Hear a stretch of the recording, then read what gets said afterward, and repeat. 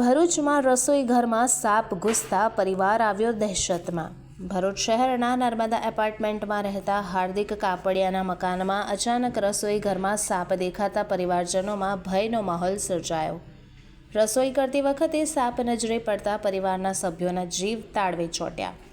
પરિસ્થિતિની ગંભીરતા સમજી પરિવાર દ્વારા તાત્કાલિક નેચર પ્રોટેક્શન ચેરિટેબલ ટ્રસ્ટનો સંપર્ક સાધવામાં આવ્યો।